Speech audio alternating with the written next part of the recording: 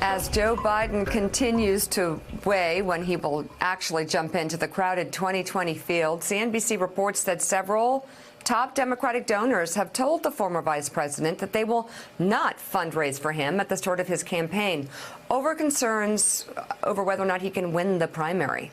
Biden has reached out to the party's top donors for their support after he grew concerned that he would not be able to compete with former Texas Congressman Beto O'Rourke and Vermont Senator Bernie Sanders, who each raised millions within the first 24 hours of their announcements. Meanwhile, the Associated Press reports that according to several sources that have spoken to Biden, the 76-year-old is concerned whether his age may be the biggest hurdle in a potential 2020 run. He's 78, I believe. Past and current advisors to the former VP have discussed a number of options to alleviate concerns about his age, including teaming up with a younger running mate like Beto O'Rourke. You want to go really young? Pete Buttigieg. We love Pete. Joining us Mayor now, Pete. Senior news correspondent at WBUR Boston and an MSNBC contributor, Kimberly Atkins. Former State Department official and senior advisor to Hillary Clinton, Philippe Reines, and senior political correspondent for the Washington Examiner, David Drucker. David has new reporting out entitled "Republicans Resigned to Trump Losing 2020 Popular Vote, but Confident About Electoral College." A lot to get to. Right. Can I start with Philippe really quick? Sure. Philippe, I'm fascinated by this. Beto O'Rourke is a lightning rod. He raises money. He captures the media's attention.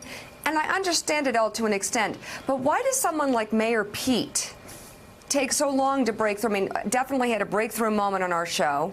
He has one every time he comes on. But I would be looking, if I were a donor or I were somebody who in the Democratic Party who could make things move along, I'd be looking at him. I think a lot of people are. I think one big advantage that Beto O'Rourke has is that he had a year head start. He was running against Ted Cruz in one of the most contested Senate races, and he was getting a tremendous amount of national attention for it. Mayor Pete Buttigieg, I'm going to really try to get that right by the time that he's maybe sworn in, that, he is getting great buzz. And the more people see him, whether it's on your show or on town halls or on late night TV, they are really wowed by him. And, that's the way it's supposed to work. People get a chance to see him and people like him.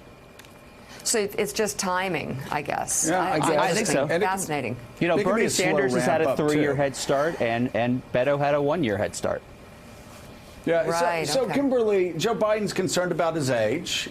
He would be 78 when he, I guess, started the presidency, when he began it, which seems incredible to say. But before even his first midterm test, he would be in his 80s.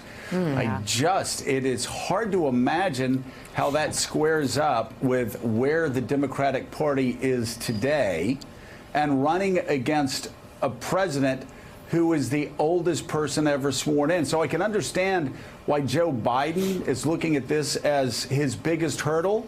What insights can you give us on which direction he's going? Yeah, I mean, he clearly, it seems clear from all indications that Joe Biden really wants to run. He's just trying to find the best way to enter the race, and he's running into a lot of headwinds on a lot of different fronts, including this issue about his age. Right now, the Democratic Party, I mean, we have been talking for more than a year about all of the energy in the Democratic Party. It's in the progressive part of the party. It's fueled by young people. And so to have a potential octogenarian in the White House doesn't seem to jibe with that, which is why he's floating his team is floating these balloons about running mates, maybe Beto O'Rourke or maybe Stacey Abrams, who they themselves may have their own ambition to run for the presidency and at least give it a shot themselves instead of hitching their campaigns onto Joe Biden. So it just shows the difficulty right now. Somebody from 4 years ago, what a big difference 4 years makes. If Joe Biden had run 4 years ago, it would be a very different calculation than it is today. So, Philippe, you've been there, obviously, up close in a presidential campaign. What's your thought on the Stacey Abrams plan? A good idea, a bad idea for Joe Biden? Well, let me separate out the Stacey Abrams name to that, because I don't think it's a good idea, but not as a reflection on her. She's great. She should probably think about running as much as anything else. I don't like the idea of someone who's running for president, which is essentially a job interview or going on a date, saying, you know, I'm not sure that I can do the job alone. I mean, could you imagine if you were interviewing someone and they said, hey, I brought my pal with me in case I can't do the job? It's just, it's not, it feels like a stunt. Stunts feel desperate. I don't think the vice president needs to do that. If he feels physically and otherwise ready to run and to serve, he should just do that on its own and not rely on any kind of gimmick that I think will fail with. It's practically odd. I mean, is everyone going to pick a VP? Is everyone going to pick a cabinet? Are we going to have 50 people running around? We're interviewing one person for a job. We're going on a date with one person. Don't bring a friend.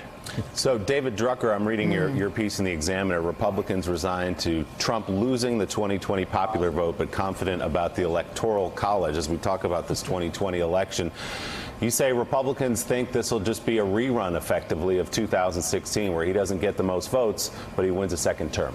Yeah, that's sort of how they see it. I mean, there are a couple of things, Willie, I think are really interesting here. One, in the 2 years of the Trump administration, I've never seen Republicans more confident about the president's political prospects than I've seen today. A lot of that is because of their view of the Democratic field of presidential contenders, and they think that a candidate field where they're rushing to the progressive left is going to help absolve the president of his myriad challenges, which we discuss on a daily basis and are very real. By the same token, they don't seem to have any illusion that the president has done anything to expand his voting base or will do anything to expand his voting base. I had one Republican strategist tell me that he believes the president governs deliberately with a strategy to purely reach out to his base that is tailor-made, in a sense, for the Electoral College, especially the way political groupings have been balkanized, where you have so many liberals, let's say, living in California, so many conservatives grouped in other places. And so they don't really see an avenue for winning the popular vote, but they feel as though the Electoral College, in fact, may give the president a few more paths to victory than his very narrow path 3 years ago. Well, you know, David, you look at the map, and I'm just going to say it right now. I think it's going to be very hard for the president to win Iowa, as he did before. He almost won Minnesota. I don't think that's going to happen. Don't think he's going to win Wisconsin. Don't think he's going to win Michigan. Don't think he's going to win Virginia. And yet, if the president wins Pennsylvania, North Carolina, and Florida, he's at 273 electoral votes. He can lose the upper Midwest, other than Ohio, and still be in for 4 more years if he wins Ohio and Florida. Right. So it's really interesting this time around. On the one hand, the president, I think, is going to face some challenges in the Sun Belt. I don't think they can take Texas for granted completely, and they certainly can't take Georgia for granted, as we saw with developments in the midterm elections, and I think Republicans are very concerned about that. On the other hand, you saw them hold the governorship and a Senate seat in Florida in a very challenging midterm environment.